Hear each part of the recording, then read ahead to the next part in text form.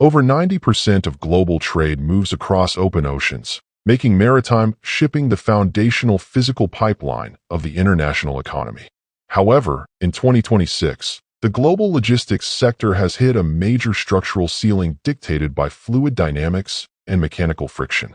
Traditional propeller-driven propulsion systems lose over 40% of their kinetic energy to hydrodynamic drag and cavitation, a destructive phenomenon where low-pressure vapor bubbles implode against metal blades, corroding the hardware and forcing frequent, expensive dry dock repairs. To eliminate this multi-billion-dollar operational bottleneck, elite maritime shipping conglomerates are investing heavily in Magnetohydrodynamics, or MHD.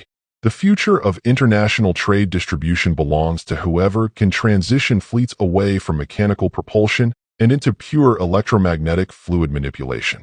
The foundational science of magnetohydrodynamics relies on the application of the Lorentz force to an electrically conductive fluid like seawater. Seawater naturally contains high concentrations of dissolved sodium and chloride ions, making it a highly effective liquid conductor.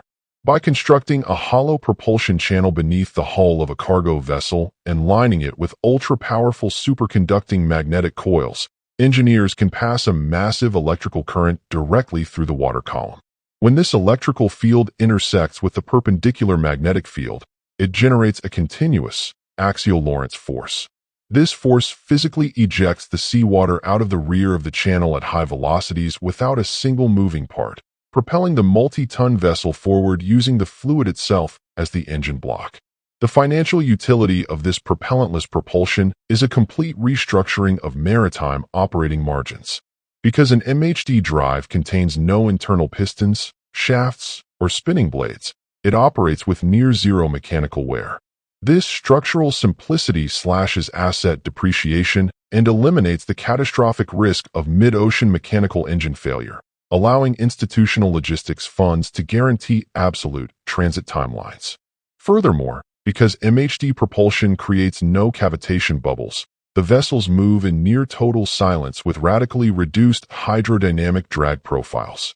This unprecedented physical efficiency allows global shipping monopolies to bypass traditional refueling ports and execute nonstop, high-velocity intercontinental logistics corridors at a fraction of standard fuel overhead. However, scaling magnetohydrodynamics to massive transoceanic container ships introduces massive electrical engineering and material constraints.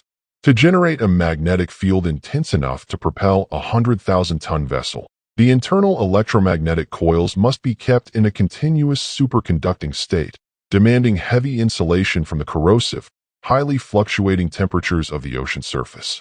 Furthermore, passing high-amperage electrical currents directly through seawater triggers rapid electrolytic corrosion, producing hydrogen gas and aggressively degrading standard marine alloys.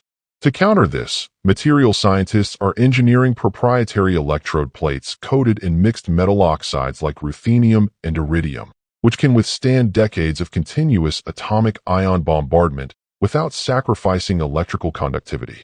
This convergence of advanced fluid mechanics and heavy logistics capital represents the ultimate evolution of supply chain infrastructure. Sovereign trade cartels are abandoning legacy combustion machinery and anchoring their fleets directly to the absolute laws of electromagnetism.